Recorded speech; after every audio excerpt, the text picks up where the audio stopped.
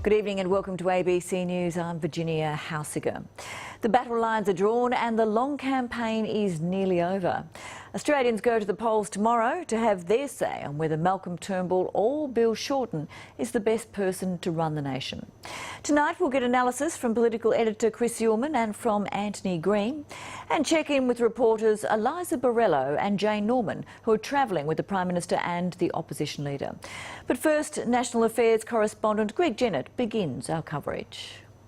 Well, the opinion polls, if they tell us anything, are still tipping the tightest of races tomorrow. But as always, it'll come down to the tally, seat by seat. Now, more than 15.5 million Australians will vote in 150 electorates across the country. The target, 76 seats to form majority government. Well, in the current parliament, the coalition has 90, Labor has 55, and there are 5 crossbenchers. So the ALP faces the uphill task needing to pick up 21 seats to win government. And in the last few hours, Bill Shorten's done everything he can to find it.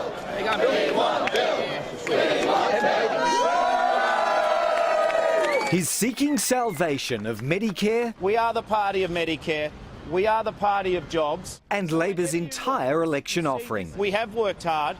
We hope we've done enough to deserve people's votes. Believers are living on a prayer. We're almost there. Oh, saving Medicare. That Bill Shorten holds on to what he's got. And then some. We are confident and we believe there's a good chance we can win this election. You're the man for the job and you will emerge victorious tomorrow. The voter mood's been chaotic, at times impossible to read. Hello there. Late polls would suggest the general vote's either locked up or tipping in Malcolm Turnbull's direction. The election is very close. The last day media blitz is no time to make pledges that can't be delivered. No cuts to health. Asked whether he could guarantee the freeze on doctors' Medicare rebates would not mean patients pay more, Malcolm Turnbull offered an absolute answer. Sam, absolutely, the bulk billing is at its all-time high. This is a new low.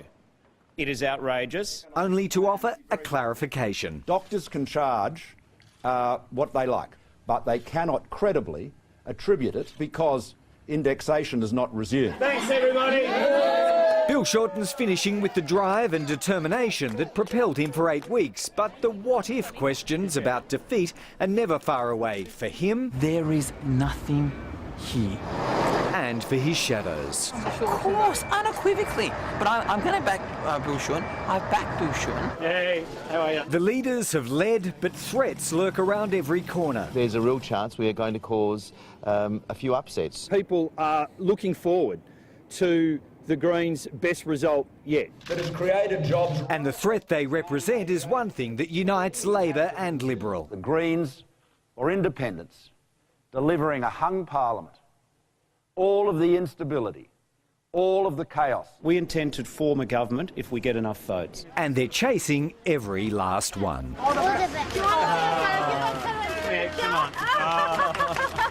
You did well. Now, our political editor, Chris Uhlmann, has tracked every word and every seat that's been in play over this long campaign. He joins me now from the ABC's Election Centre in Sydney, where he'll help cover the results tomorrow. And Chris, you've kept in touch with campaign strategists on both sides. What's the latest you're hearing from them tonight? Well, one of fading hopes for the Labor Party and rising expectations for the government going around the country, looking to Queensland, where they were hoping to get 7 seats at the outset. They're now talking about 2 or perhaps none.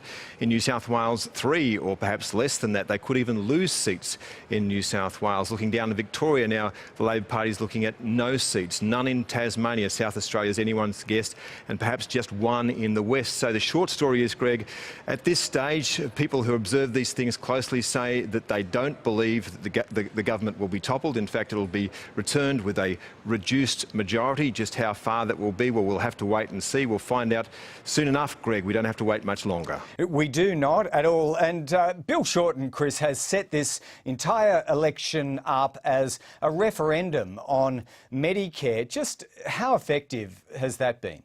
I think it has been very effective for the Labor Party and has disturbed the government a lot. In fact, this morning when I was in Sydney on a railway station, these cards were being handed out by the Community and Public Sector Union, and the second one says, stop the second dot point on this says, stop the privatisation of Medicare. So again, we won't know how effective that's been until we get through to the count tomorrow night. But somebody who knows more about counting elections than anyone else in the country is the ABC's election analyst, Anthony Green. And Anthony, can you take us through the map? Where will this be won and lost? Well, to a large extent, the numbers will be decided in Queensland and New South Wales. That's where most of the marginals are. In Queensland, you've got a string of seats up the coast, Flynn, Dawson, Herbert and closer to Brisbane. And then you've got New South Wales, where you've got the perennial bellwether of Eden Monaro, goes with government at every election since '72. You've got New England, the battle between Tony Windsor and Barnaby Joyce. Page, a key marginal national, and then Cowper, where Rob Oakeshot's also trying to get back into Parliament. Closer to Sydney, you have DeBell and Robertson on the Central Coast, Lindsay in Sydney's west, MacArthur in the southwest, and then Reid and Banks closer to town.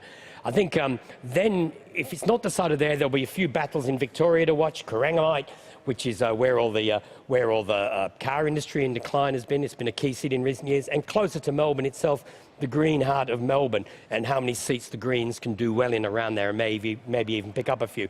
South Australia, the key thing in South Australia, how well will Nick Xenophon do? How many senators will he get? How many lower house seats can he get? And if by the time we get the South Australian results firmed up, we don't know the result, then after 8 o'clock, then Western Australia comes in. But on current numbers, it may be that Western Australia is not that important. So, Greg, we'll have the best expert in the land and a vast array of machinery to help people understand the election. And Michael Rowland has some of that somewhere up there. Yes, thank you, Chris. The view from up here high in the heavens of the ABC's Election Centre is absolutely fantastic. I've been like a kid playing with new toys, looking at some of the tools we'll be using to show you the result of the election tomorrow night, starting with this fantastic virtual map of Australia. It denotes the current parliament, a sea of red and blue. Let's wipe that clean, because as of the start of counting tomorrow night, this map of Australia will gradually fill up depending on which party wins the most seats. Speaking of which, we'll transport you as well virtually to Canberra, the virtual House of Representatives chamber. Over the course of the night, we'll see this chamber fill up, and the party that wins the most seats, 76 in all, to form government, will win. One of these men won't be smiling at the end of the night. So certainly a very interesting and a colourful evening tomorrow.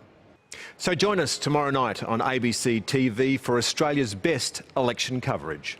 OK, well, thanks, Chris. The campaign machines, of course, don't shut down on a Friday night before polling day. There's always more to be done. So just how are Malcolm Turnbull and Bill Shorten spending the night? Well, our reporters Eliza Borrello and Jane Norman are travelling with the leaders. Eliza, let's go to you first. How's the Prime Minister spending his final hours before polls open?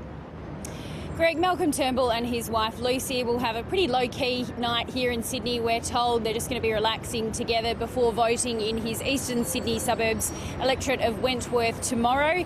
It has been, as we've been saying for a long time, a very long campaign, and Malcolm Turnbull's office have run some numbers for us. They say that during this election campaign he has made more than 75 media appearances, including speeches and press conferences with us, totalling about 700 minutes. He's also given more than 35 interviews. He did about an extra 3 today, so that probably takes that up to 40 interviews all up. We're looking forward to it being over. I'm pretty sure they're looking forward to it being over. And if they do win, if the coalition is successful tomorrow night, there'll be a big celebration at the hotel just across the road here, Greg. OK, well, that's quite a gruelling schedule. And Jane Norman, what about Bill Shorten? What's he up to? Well, after his blitz of marginal seats in Western Sydney, the opposition leader is spending the night here in the city. We understand tomorrow he'll spend the morning with some last-minute campaigning around Sydney, showing perhaps that Labor is still pretty confident of its chances in New South Wales. Now, at some stage tomorrow, Bill Shorten will be flying back to Melbourne to cast his vote in his electorate of Maribyrnong before the nervous wait begins. Now, Bill Shorten has said he's really enjoyed this campaign, but to show just how gruelling the 8 weeks has been, we also have some stats. The opposition leader has flown 60,000 kilometres. He's attended more than 130 events, and staff at his campaign headquarters have typed up more than 860 press releases and transcripts. And by the way, he's also managed to run 300 kilometres since the campaign began, which is the equivalent of about a marathon a week. And doesn't he look the fitter for it? Jane Norman and Eliza Borrello, we'll leave it there. Well, there's still a lot more coming up in this hour of ABC News, which includes 7:30 with Lee Sales. Thanks, Greg. Tonight we're taking a look at some of the defining moments of the campaign and talking to a couple of key players from the major parties. As well, we'll have two of Australia's most experienced political journalists, Paul Kelly and Laura Tingle, to help me predict who they think will come out on top tomorrow. See you at 7:30. And that wraps up our extended look at the very last day of an extraordinary and expensive double dissolution election. Up to 3 million Australians may already have cast their ballot via pre-poll. The rest will do their bit tomorrow.